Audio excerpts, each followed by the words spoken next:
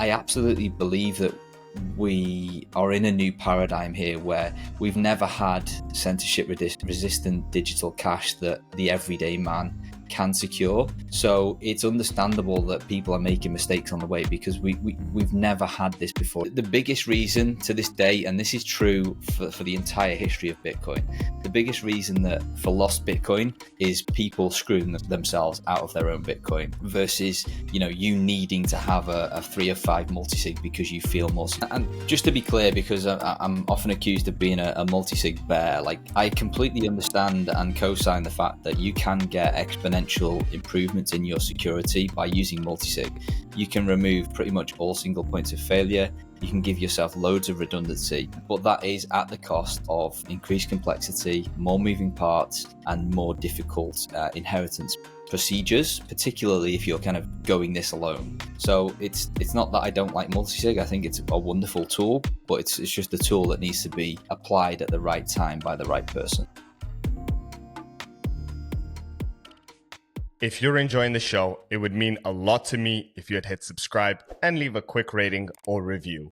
It helps more people find these conversations and support the mission. And if you need help getting your Bitcoin off exchanges and into self-custody, or if you're ready to build a robust, bespoke inheritance plan, the Become Unruggable one-on-one consulting program where you will work exclusively with me is exactly what you're looking for. You can find all the ways to reach out to me in the show notes down below. Now, let's get started with today's episode. Most people think they've secured their Bitcoin. They've got their hardware wallet, they've written down their seed words, but here's the truth. Until you've tested your recovery, you're not secure. Today's episode isn't about wallets or shiny tools. It's about mindset, real world mistakes, and why self-custody is about what you do after the setup, not during it. I'm joined today by Bitcoin Q&A, educator, writer, and team member at Foundation Devices. He's back on the show for a second time, a returning guest who's become one of the most trusted voices in Bitcoin education. You've probably seen his work on Bitcoiner.guide or caught him dropping some non-BS takes on Bitcoin Twitter. In this conversation, we'll be discussing recovery, inheritance, fear, failure, and how self-custody actually works in the real world. Q&A, good to have you back on. How you been? I've been well, mate. Yeah, it's been, I don't know how long it's been, but it's a pleasure to be back. And that was quite the intro. Thank you very much. But yeah, looking forward to jumping in with you. Good to be back on, mate. So, diving into one of my favorite topics that I like to wax lyrical about and drive home to the people who, are on Bitcoin Twitter and the surrounding areas that, this is the ultimate for me is self-custody. And that's why I'm here and to kind of promote that and push that out to as many people as physically possible. So yeah, hopefully we can provide some value over the next hour or so. For sure. No, thanks for taking the time. And yeah, it's been, I believe, over just over a year. I think we shot the previous episode where you were joined together with Seth about a year and a half ago. So it's been some time, but at the same time, it hasn't been that long. But in the Bitcoin sphere, it feels like it's been a decade. But always a pleasure to have you on. Yeah, Bitcoin tends to do that to you, doesn't it? It feels like days take years, but then years take seconds. It's a weird kind of dichotomy. It's a time warp. Exactly. Yeah, it's a great way to summarize it. It's like Inception, right? Like once you get fully orange pill, you go into this like time capsule, and time takes a meaning of its own. Indeed. Perfect. So Q, I wanted to start off with this idea that we both kind of push. You're not secure until you recovered. So it sounds obvious, but almost no one tests their setups. Why is recovery so overlooked? And what's going wrong when people skip it? Yeah, so the idea here is that, that was a bit of a, I don't want to say clickbaity, provocative title, which I like, by the way, because it makes people think. The idea here is that, you could follow the setup of your mobile wallet or your hardware wallet and you've written down your 12 words, or maybe you choose one of the options that gives you an alternative form of backup, maybe like an encrypted backup, or some of them do Shamir sharing, which we can dive into later. But generally speaking, it's 12 or 24 words. You write them down, you store them somewhere safe. You might even stamp them into steel, and you think, oh, I'm safe and secure. I'm confident with where my seed words are, and I'm confident that this device or this app on my phone is secure, and everything's, it's never going to go wrong. Then you go away, you fall down the rabbit hole, you start stacking your sats, and you fall into that time warp that we just mentioned about. And 5 minutes turns into 5 years, and you now have 95% of your wealth in Bitcoin, and you feel wonderful. You feel great. You've outpaced inflation, you've protected your wealth somewhat, and all is good with the world. Then all of a sudden, you go to spend Bitcoin, which I know is a foreign concept to a lot of Bitcoiners because they predominantly use it as a savings vehicle, which I kind of understand. And you go to turn your hardware wallet on, and it just doesn't come on. It's broken, and you're like, oh shit. Alarm bells start going off in your head, and you're like, oh my God, this device controls 95% of my wealth. Like, what the hell am I going to do? In that scenario, you're going to need to perform a recovery. Now, this is nowhere near as scary as most people think it is, but the bottom line is that most people fall into that scenario that I've just given, where they haven't tested their recovery until they actually need to use it. At that point, it's not too late, of course, but they haven't done that practice, and they're already in a panic state. They think that they're going to lose everything, and when you're in a panic state, you're going to make mistakes, or you're going to make rash decisions, and you're going to act in a way that you never thought you were capable of acting because you are in a panic state. So to kind of cap off that fake scenario, of course, is so long as you have your 12 or your 24 word backup and maybe your passphrase if you're a more advanced user, then you can recover access to your Bitcoin in any other compatible hardware or software wallet, which is essentially pretty much all of them. They all accept these seed word standards. But the point that GD's trying to drive home here with his provocative statement, and that, I try to drive home with all the clients that I work with as well, is that you needn't ever let yourself get into that panic situation if you have practiced recovering from your backup before you've got 95% of your wealth in there. The best time to practice recovering from your backup is when your wallet is empty, or when you've got $50 to $100 in there, just to test that recovery a little bit more in depth, and we can get into that in a second. But it's the same as anything. If you practice something, it becomes, the more you practice it, the more it becomes second nature to you. So if we go back to that scenario where you have got all your wealth in Bitcoin, and your hardware wallet decides it doesn't want to turn on one day when you need to spend, if you've already practiced your recovery, once a year, or, you've done it a couple of times at least, you're not going to be anywhere near as panicked, because you're like, okay, well, I've walked down this path before. All I need to do is I need to grab another hardware wallet or another application on my phone if it's just a smaller amount. I just need to put my 12 words in there. I've done this before. I'm not panicked. I know what I need to do.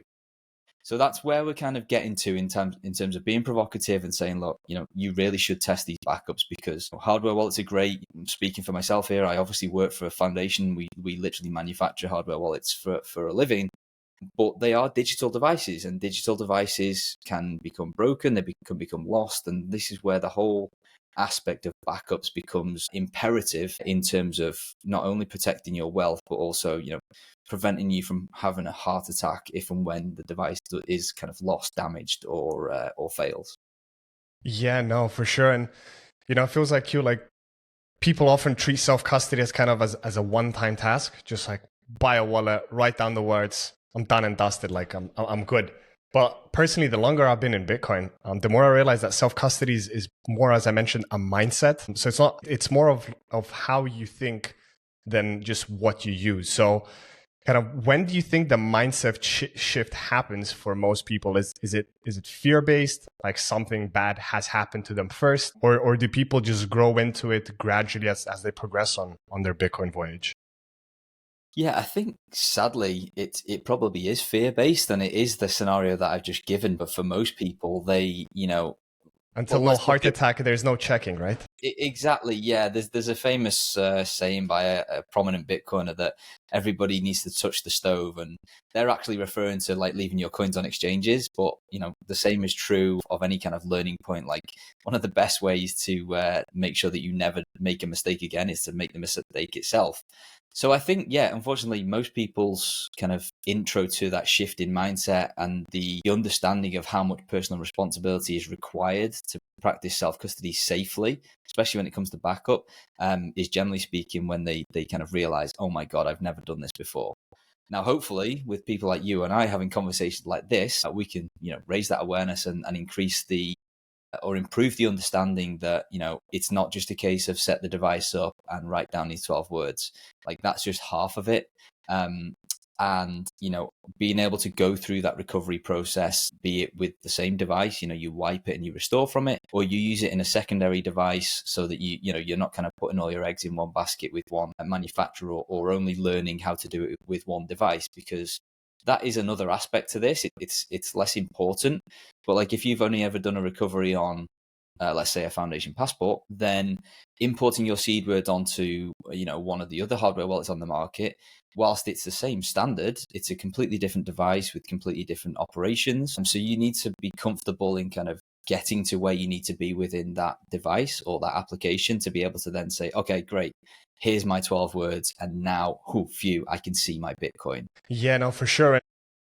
Another aspect is also kind of there's different methods, right, of backing up your seed phrase. You can, the kind of default one, whatever cold wallet storage you buy, you usually get a piece of paper to write down those seed words, the 12 or 24 words.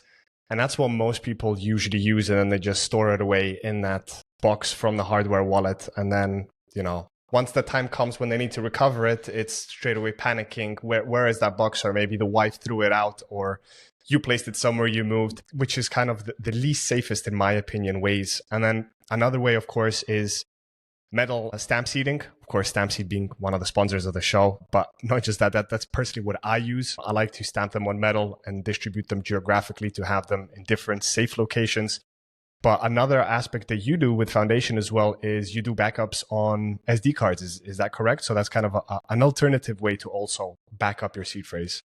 Yeah, and that is with good reason. So as we've already established, the universal standard, the kind of adopted, agreed upon method of recovering 99.9% of all Bitcoin wallets is with your 12 or 24 words. Foundation Passport is no different. We, of course, support that standard. But as you correctly mentioned, the way that most people interact with these seed words is they'll write it down on the card, or if they want some additional protection against things like fire and water, etc., then they'll stamp them into something like a stamp seed. And again, that's under great advice. However, whenever you do write them down or stamp them down, you, generally speaking, will do that in plain text. So because of that, and because these backups are universal, these pieces of paper or these pieces of steel with your seed words on in plain text are very, very, very sensitive piece of information, because anybody that sees it, takes a photo of it, memorizes it, steals it, etc., can essentially do exactly what you can do, and they can just go and import those seed words into another Bitcoin wallet and have full access to your Bitcoin. So because of that, like I say, hypersensitive piece of information, most people will, under good advice, keep them somewhere very safe, somewhere very secure, and away from anybody that they don't have the maximum amount of trust in. And also, most people, again, under good advice, probably won't make multiple copies of them, because if you've got multiple copies of your your plain text seed words, then what you're doing there is what we call in the industry multiplying your single points of failure. So what I mean by that is, let's say you have a scenario where you've got 3 steel plates. You've got one buried in your yard at home. You keep one buried in your parents' yard, and then you give another one to an extremely trusted friend who lives at another location. And you might be sitting there thinking, okay, great, it's stamped into steel, and I've got loads of redundancy because they're at 3 different locations. So, I could lose the one at my parents' house. My house could burn down and that one could go up in smoke, but I could still go to my friend and grab that one. That is absolutely true. But what you also have is 3 separate locations, and it only needs one of those to become compromised for you to potentially lose 100% of your Bitcoin. So most people don't make multiple copies of their seed words for that reason. But that gives us a little bit of a scenario where you're kind of putting all your eggs in one basket. And what I mean by that is, okay, you've got your hardware wallet. That's a digital device that stores your seed words. Then you've got your single steel plate stored in your secure location. It's pretty unlikely, but what happens if something were to happen to both of those items at the same time? Generally speaking, most people are going to keep those roughly in the same location. So it's not outside of the realms of possibility that, you could I don't know, forget where you put the steel plate, and then the hardware wallet gets water damaged or fire damaged, or, you know, your kid drops it down the toilet. It's unlikely, but something could happen to both Could of those happen. at the same Never time. say never. Exactly. Yeah. You know, we've got to have an adversarial mindset with this sort of stuff.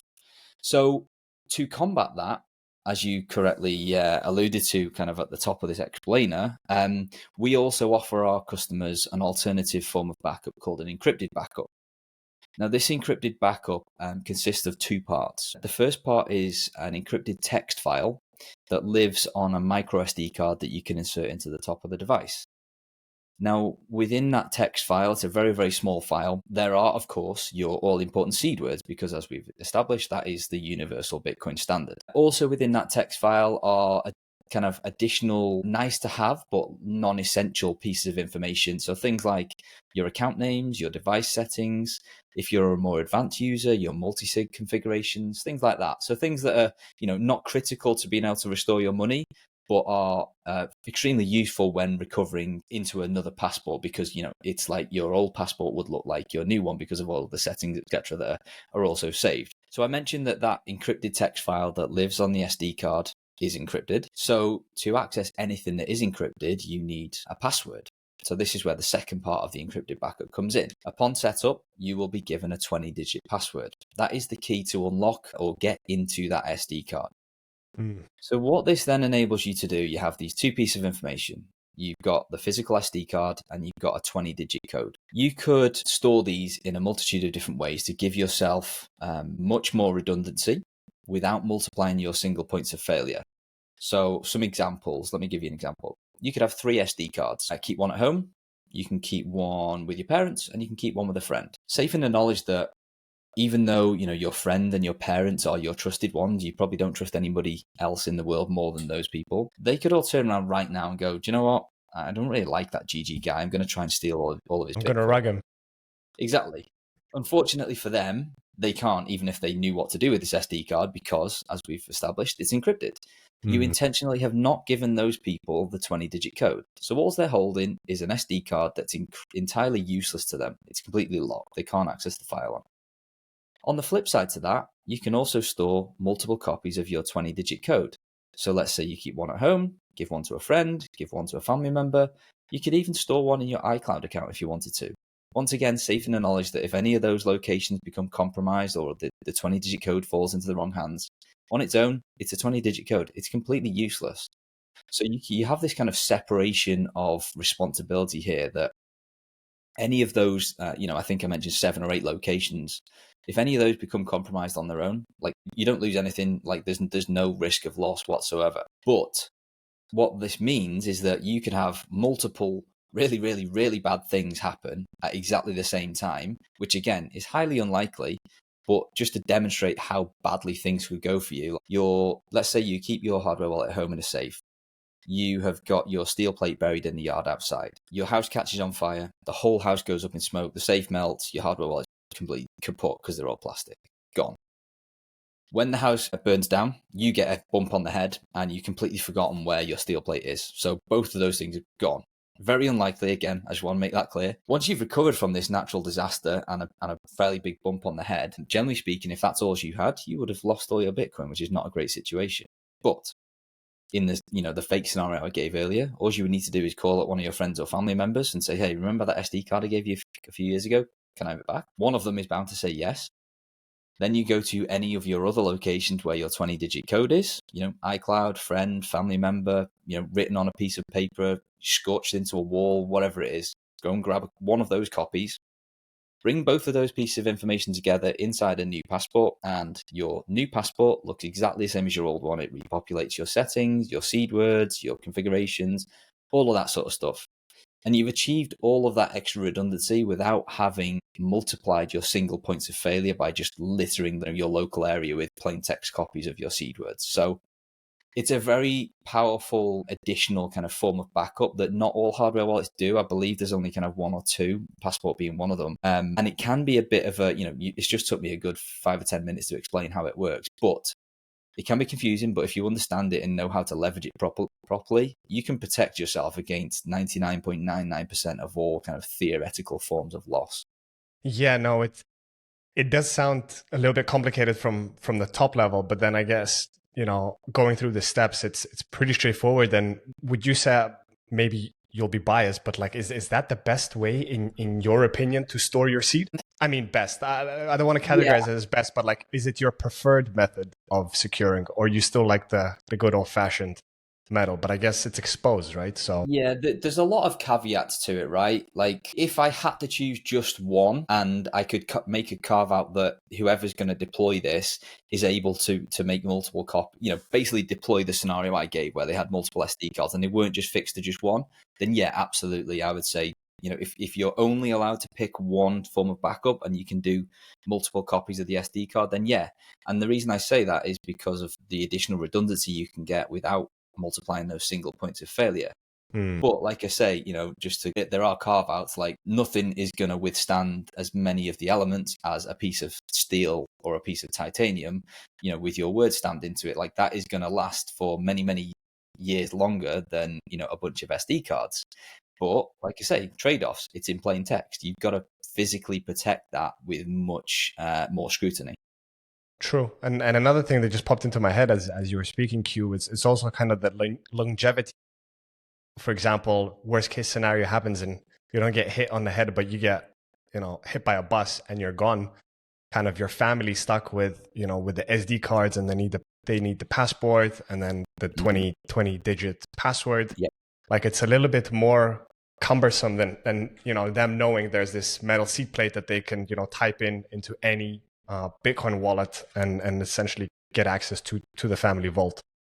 100%. Yeah. With any type of backup for your Bitcoin, complexity and ease of inheritance are like at polar ends of a spectrum, so to speak. So I completely agree with you. Would I have more confidence in my wife being able to type 12 words into a software wallet versus finding my SD card, finding one of the 20 digits, knowing that it needs to go in a passport, and then, oh, great, now my seed words are restored? Of course, like the seed words are going to be easier. But again, it's like there are no perfect solutions in any of this. Of course. It's just trade-offs all the way down.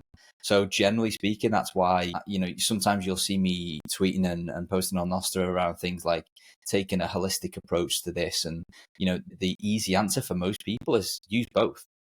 For sure. You don't have to be kind of binary, this one or the other one. Just mix and match and have the best of the both worlds.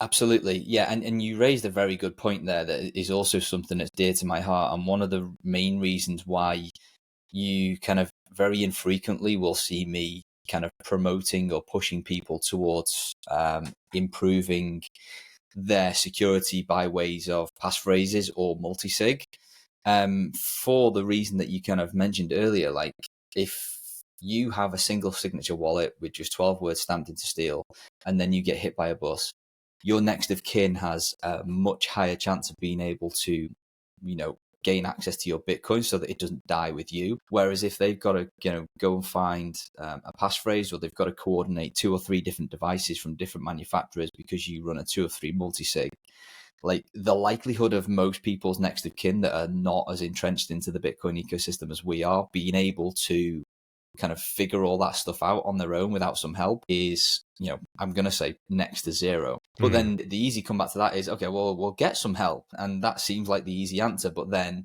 that's where you introduce even more trade-offs. And I feel like I'm going to use that trade-off word quite a lot in today's podcast. But it is true. Like anytime that you kind of involve third parties in any way, shape or form into your inheritance, and that could be in a multitude of different ways. It could be, a treasure map. This is where all the secrets are. It could be a case of, if Gigi's my trusted guy, phone him if something happens to me. Like Gigi might be my trusted guy now, but will he be in 5 years when he realizes I'm dead and, my wife is trying to access my wealth? Yeah. Or Gigi's gone as well. And then it's like, what the hell? My husband's gone, Gigi's gone. Exactly. Right? Yeah. And then it's like, okay, well, here's 3 people. And then, you're just kind of, you're not multiplying single points of failure, but you're multiplying the kind of exposure to things like the inheritance protocol. And then finally, that you've got solutions like Casa or Unchained, which are probably like the happy medium for most people. But again, trade-offs, like you have significant privacy trade-offs when you interact with these types of companies, because They 99% of them require all of your personal information to sign up.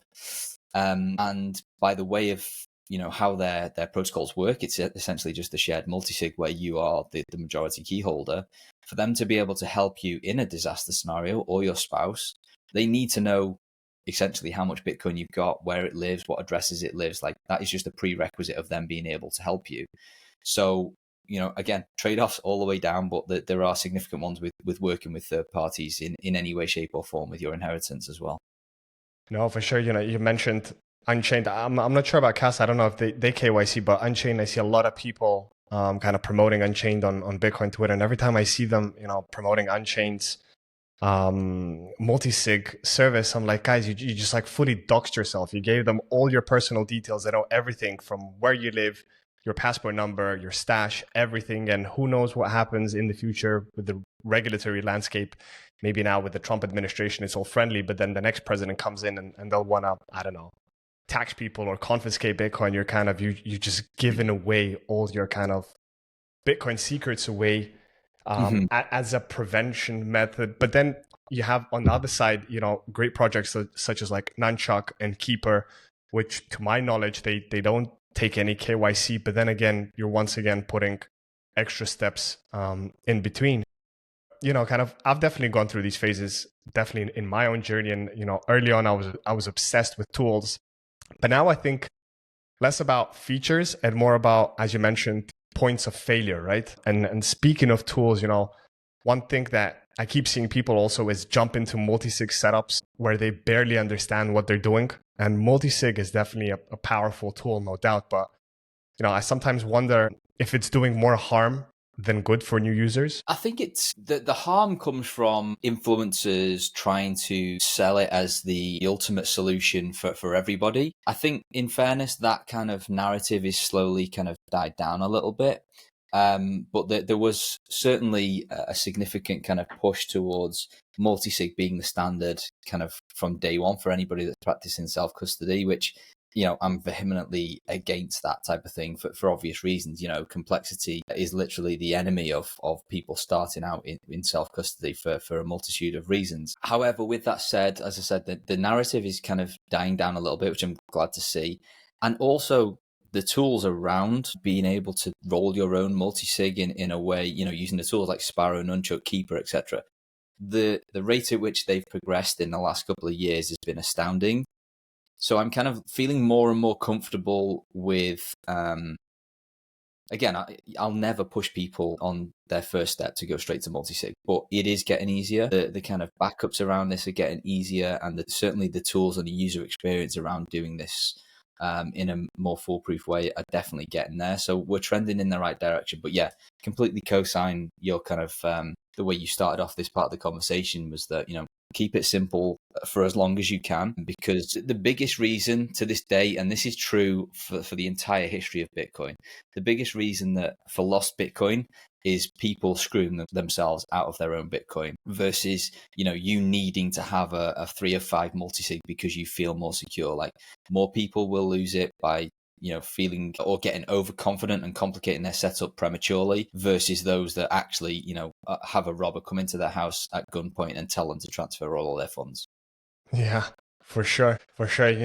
Another aspect, on the subject which we're covering now with multi-sig, maybe kind of it's a natural progression that you go as a Bitcoiner. So you start off, you have your mobile wallet, and then you slowly progress and you withdraw those coins to a hardware wallet and you get used to it and kind of you feel more comfortable. You test out a few different options and then you slowly progress. If you do want so, and if you have a significant, like if you have several Bitcoin, maybe it is the right way to you, but it's not like, as you said, Q, you just learn about Bitcoin and then straight away you're setting up your multi-sig. It's like when you're 18, you get your driver's license. You don't jump into a Ferrari straight away, right? Like you first go to the crappy Toyota and you kind of get a feel for what driving is, and then you slowly progress to a better car throughout your lifetime. So yeah, I guess it's just a natural thing. And once again, it's down to preference. There's some people in the space that are very like pushy, saying, kind of multi-sig is the ultimate self-custody setup. If you're not practicing multi-sig, you're kind of,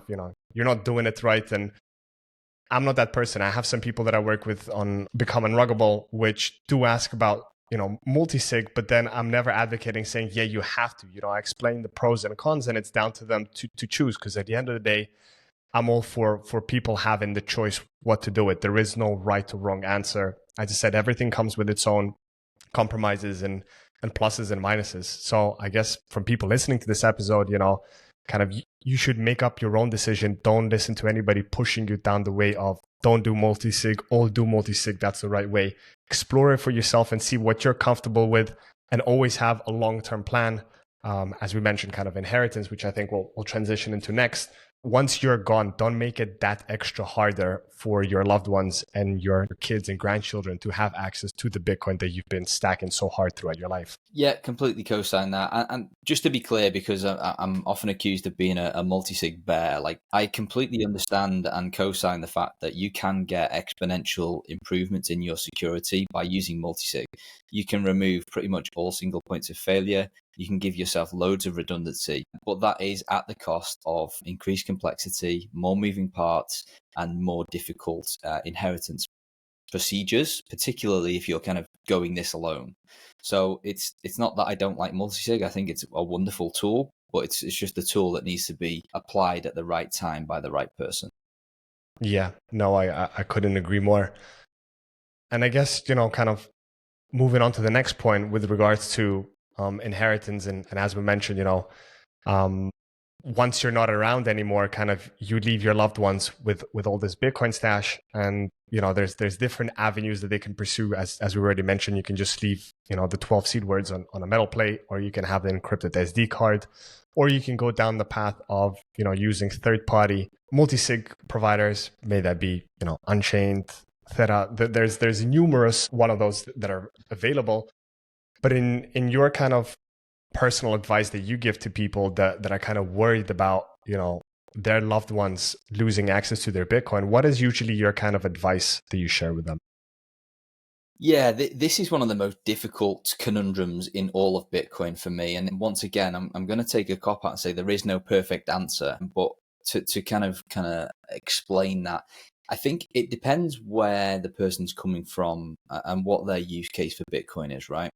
So I'll use the most common one. Most people I speak to, they will be buying on Coinbase or Swan or River or Strike or something like that. They'll be KYC'd. The only impetus for buying Bitcoin is that they think it's going to increase in value and they want to hold it for the long term. Fine.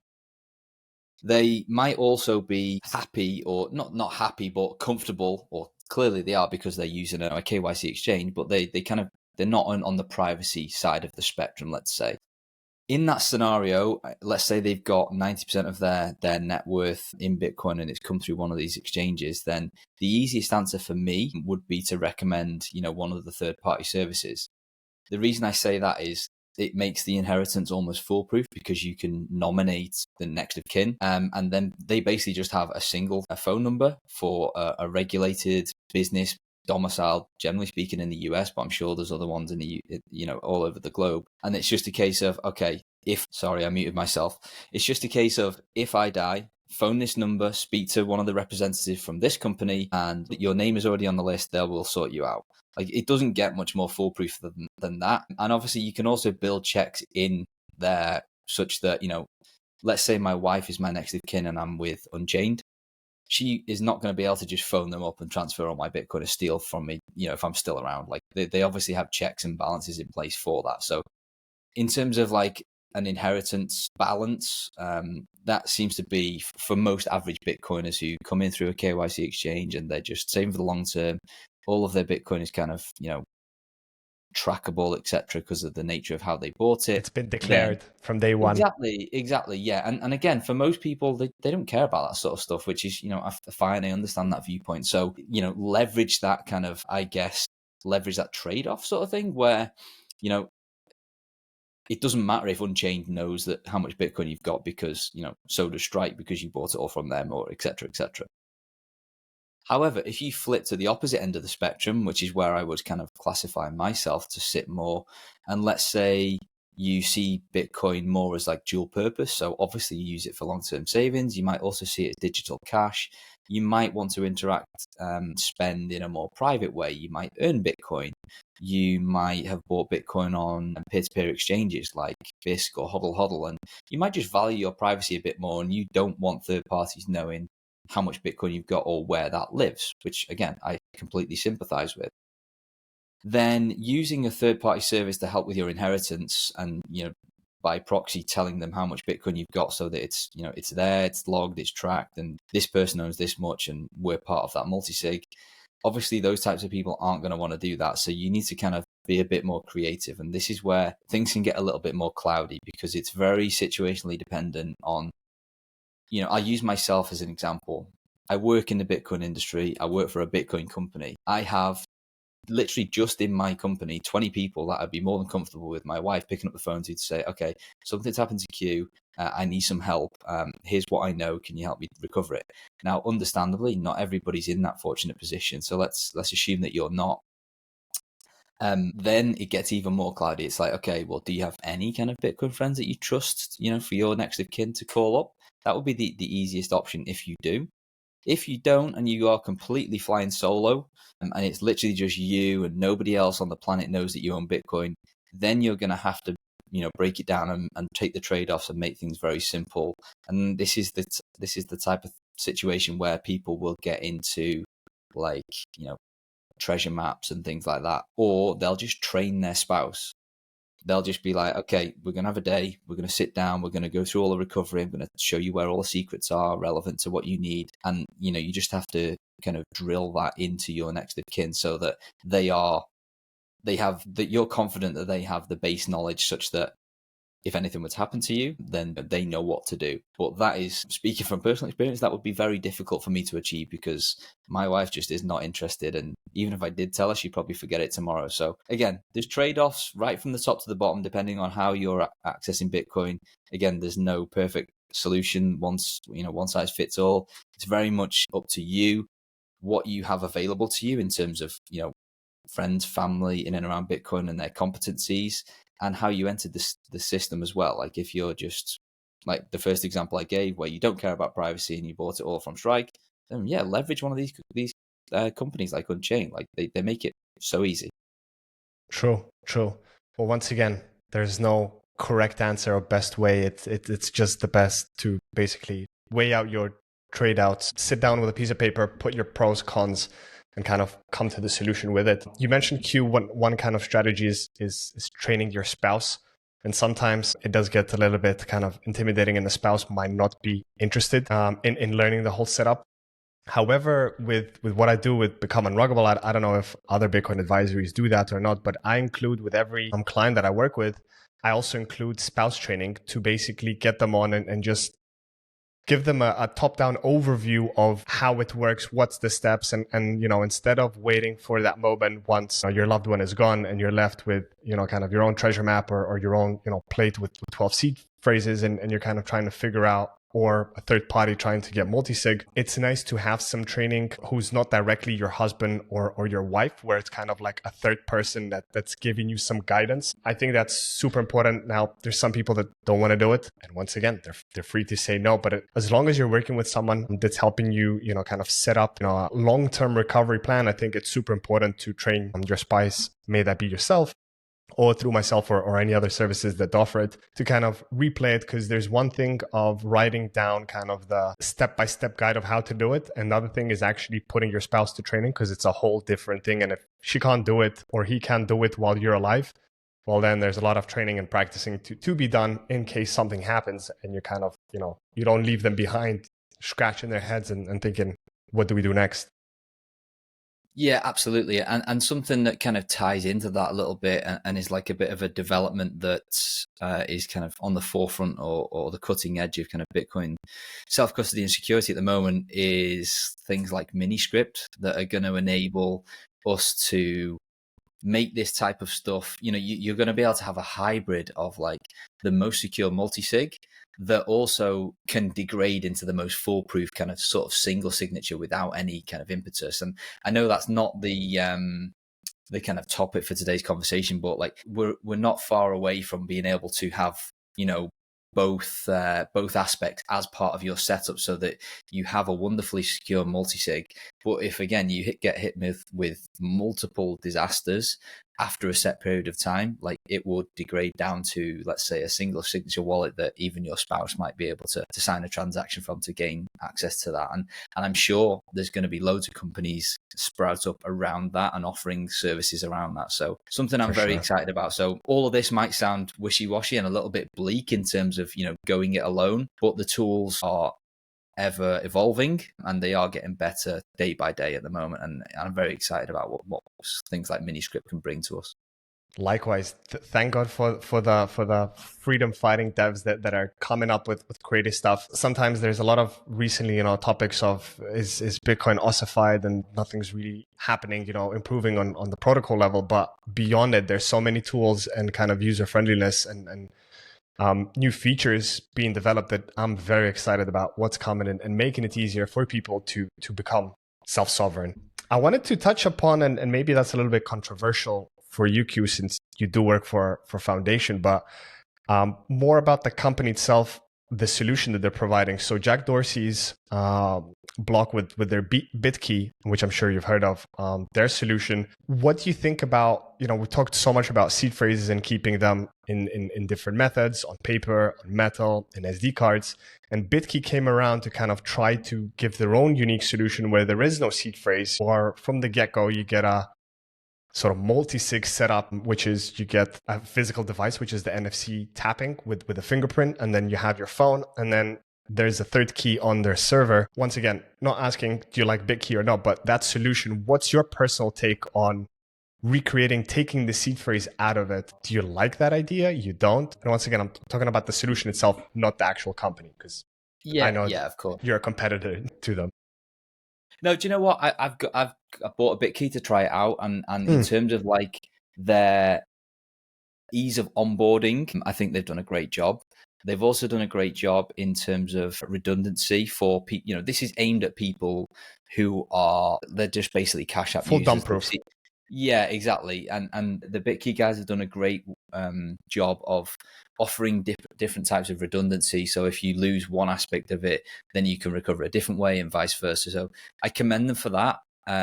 But I do draw a couple of issues around the device itself. Obviously doesn't have a screen. So you can't, one of the main benefits of a hardware wallet for me and for most kind of proponents of self-custody is that you can verify what's going on your secure offline device, the hardware wallet. With the BitKey, you can't do that. It's kind of, well, it's literally just, it looks like a bit of a rock, I guess, with a fingerprint scanner on it. Meteorite. Yeah, exactly. Which makes it very easy to use because the only thing you can do on it is scan your fingerprint. But you know, you're kind of losing one of the main benefits of a hardware wallet, in my opinion. And the other thing is the fingerprint itself. Obviously, you can be forced at gunpoint or hammer point or spanner point or whatever, or wrench attack. Have your finger chopped off. Yeah, exactly. Although unlikely, like, you know, it's easy to be compelled to sort of, you know, forced to have your finger put on the scanner to authorize a transaction. So those are the two kind of, you know, things that stood out to me when I first learned about the service. To your point around what do I think about removing of the seed words? Controversial for a self-custody proponent, but I think for the way in which they've architected it, it makes sense because of how difficult they've made it to kind of screw yourself out. Like, as long as you follow the guardrails, then the fact that you don't have your seed words doesn't necessarily, like, you'd have to do multiple things quite wrong to kind of lose access to your funds here. So depending on the scenario, I feel like they've done a pretty good job of that. And longer term, do I think that people will still be writing down seed words and stamping them into steel in 10 years' time? Probably not. It does feel kind of archaic, and I'm warming up very much to the idea of alternative solutions like BitKey, where they just kind of, you know, you just have these three keys and you just manage, you know, the physical key, the device itself, and your phone. Like, everybody's used to that sort of stuff.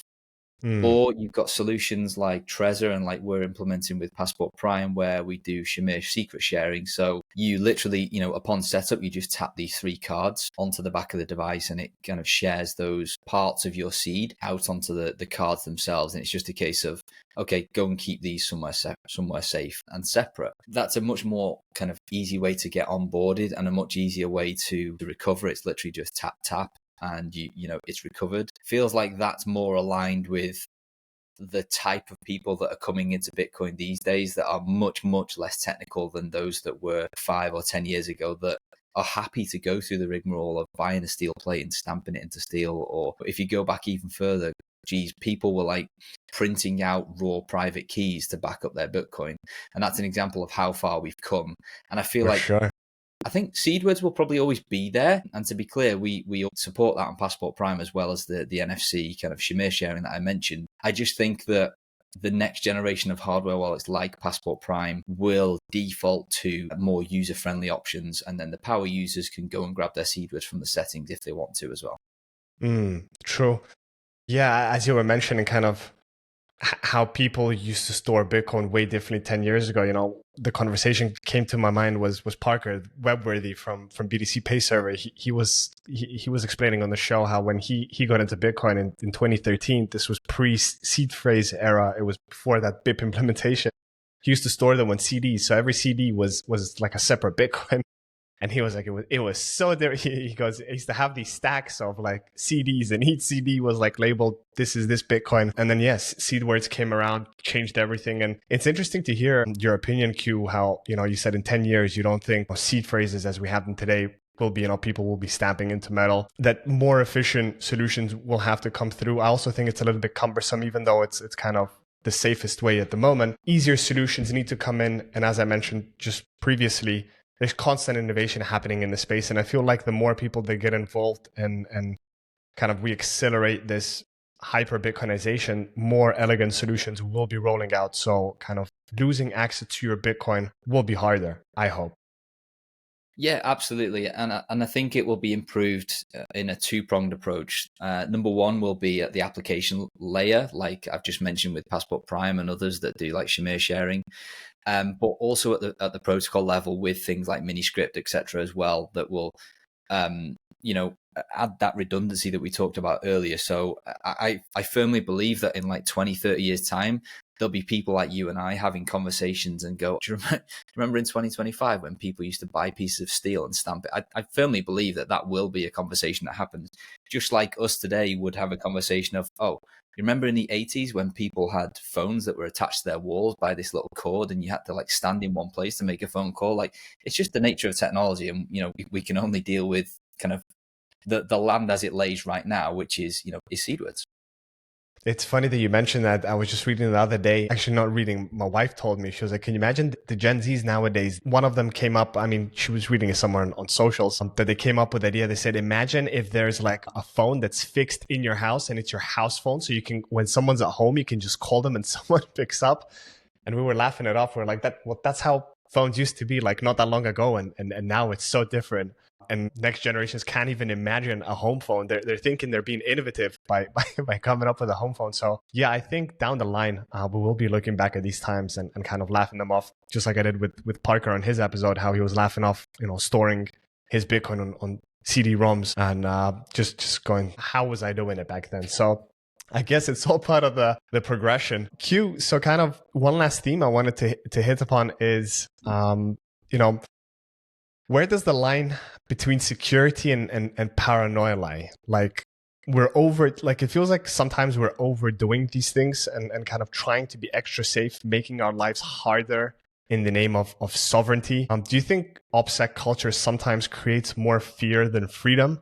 And kind of what's your approach to balanced sovereignty? Yeah, that's a good question. Do I think that it sways one way or the other? Yes, particularly in the more, I guess, maximalist circles where people are, in my opinion, kind of overcautious. And as we've mentioned earlier in the call, sometimes that can lead to people to make mistakes because they feel like they need to do what somebody on Twitter said because it's the in thing to go and I don't know, roll your own seed with dice or something like that, where, oh, well, this guy did it, so I need to go and do it. And then they make a mistake, they don't do it properly, and the device doesn't have, protections in place, and poof, money gone.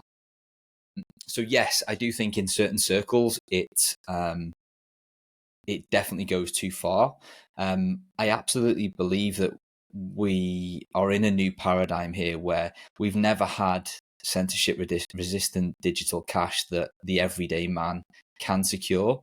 So it's understandable that people are making mistakes on the way, because we've never had this before. It's a completely new paradigm. The only thing the everyday man has been used to securing is physical cash, and Bitcoin is clearly very different to that. It lives in the digital sphere, and securing things in the digital sphere is a new phenomenon that we're all still kind of figuring out the best way to approach it with the tools that we've got and the kind of landscape as it sits right now. So it's understandable that people make mistakes, but I think sometimes they are driven by too much paranoia. So yes, there's definitely a fine line between kind of trying to protect yourself against as many threat models as possible, but also worth taking a step back and thinking, okay, is it really viable that somebody is going to have a listening device outside my house that's listening for the keystrokes that I make on my hardware wallet and using those electromagnetic pulses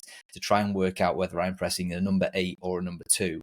Versus, is it more likely that somebody's going to knock on my door, punch me in the face, and try and steal something out of my house? We all know the answer, which one is more obvious there.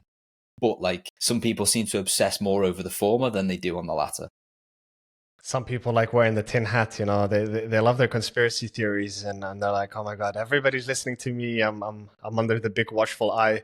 In most cases, it's far off. Yeah, I think that's a healthy perspective to have.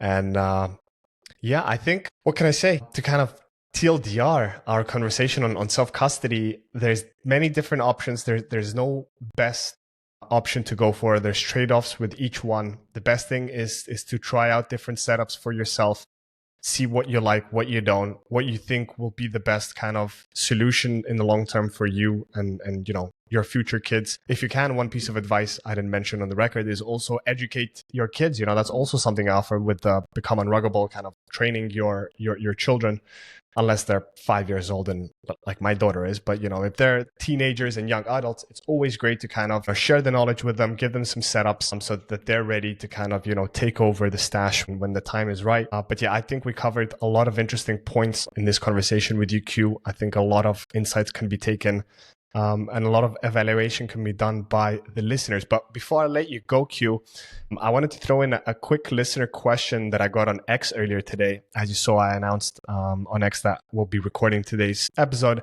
And we had one of the listeners saying that they had a question for you. And that was, what is the best way to start running a dojo? For those listeners that are unfamiliar, Dojo is the backend server that powers the Samurai wallet.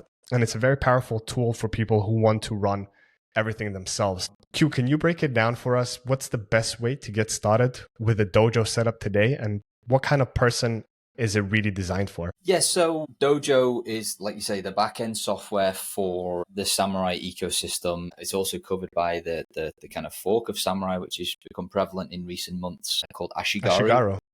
Yeah. So typically, if you have a Bitcoin wallet and you want to connect it to your own backend, you will use something called an Electrum server. But if you use something like Samurai or Ashigaru, then they need an additional piece of software called Dojo. This is just so that you can kind of query your own nodes using these wallets so that you can verify your own transactions and do so, without any trusted third parties. There's multiple ways in which you can install the Dojo software. You can just install it yourself in a command line, just download it from the Dojo repository. But obviously, the nature of that being in the command line is nowhere near the easiest way to do that. My personal favorite, and the one I run myself, is a Start9. Start9 is they do a DIY, or you can just purchase a physical node from them with the software pre-installed. You just plug it into your wall and give it some internet connectivity. And then it has a wonderful kind of graphical user interface like an app store. And you can just go and install a multitude of different kind of Bitcoin and Lightning focused applications, one of which is the Dojo software.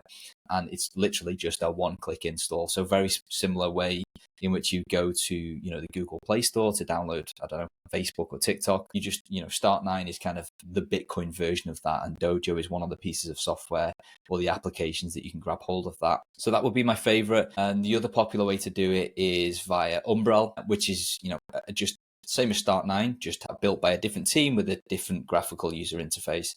Both are great options. Just personally, I use Start9.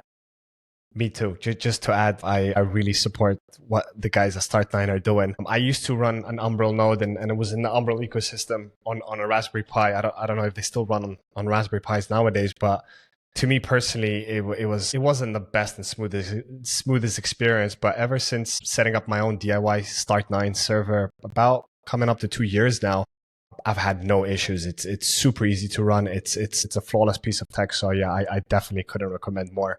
Anyone listening who's still not running a node or wants to set up their own dojo, definitely Start9 is the way to go. Yeah, Q, absolutely. Sorry, go on. Yeah, I'll let you finish. Yeah, I was just going to say co-sign that, and just to sign off with, if anybody is going down the node rabbit hole, I know you mentioned Raspberry Pis there. As the Bitcoin tech stack has kind of grown in complexity and kind of availability, the ability for these low-powered piece of hardware like Raspberry Pis to kind of run that type of software in a stable manner is kind of severely diminished. So I would strongly advise anybody that is going to, look into a Start9 or an Umbrel or something like that, either go with the recommended hardware that they sell, or make sure that you run it on some similar kind of capable hardware, an actual computer rather than, a kind of little Raspberry Pi kind of test computer. The hardware that you run the software on will make your life 10 times easier if you run it, on the right type of computer. Don't need to go into it right now, but I'm sure, my DMs are open. I'm sure GG's are as well for advice on that front as well. Just be very careful about the hardware that you use. For sure. I couldn't agree more. Feel free to reach out to either of us. Would be more than happy to assist you. Q, this has been, I would say, one of my favorite convos. It's been raw, practical, and incredibly needed, in my opinion. I think self-custody doesn't get that much emphasis that it should. So I'm really happy that you took the time out to come on and talk it through. I think we covered some interesting points and gave some use to the listeners. Before we wrap up, for anyone who wants to follow your work or dive deeper to what you're building, where's the best place for them to find you online? Yep. You can check out what I do every day at Foundation by heading to foundation.xyz. Very exciting time for the company at the moment. We are just about to start shipping our new device, Passport Prime. I know I spoke about that a little bit, but go and check that out on our website. Very exciting time. It's going to begin shipping in just a couple of weeks. And the device that we're most known for, Passport Core, our Bitcoin-only air-gapped hardware wallet, is going to be back in stock again in about 3 weeks in a new, very sexy stealth black colorway, which I'm extremely excited about. So go and check out both of those devices. That's where I spend my days kind of helping the team build. And if you want to kind of follow me on Twitter, I'm BTCQNA, and I'm also on Nostr. If you just search for Q&A, I'm sure you'll find me on there. Amazing. And I can't believe you didn't plug Bitcoiner.guide. I mean, one of my favorite online guides for anything Bitcoin related. I'll help Q with the shilling. Definitely do check out Bitcoiner.guide. It's a fantastic resource with a plethora of content from beginners, intermediate, to even advanced users. So definitely check it out. And thank you, Q, for everything you do in the space. My pleasure. Same to you, mate. Have a good one. And for those of you who are still listening and who want one-on-one personal guidance, as I mentioned, I do run my own self-custody consultancy called Become Unruggable. So if you want help, feel free to reach out to me on X at your BTC story or via email at becomeunruggable@proton.me. If this episode gave you a new perspective or something to think about, do us a favor, like, share, subscribe to help spread this knowledge. Self-custody starts with understanding. Let's make sure more people get there. Thank you, and until next time.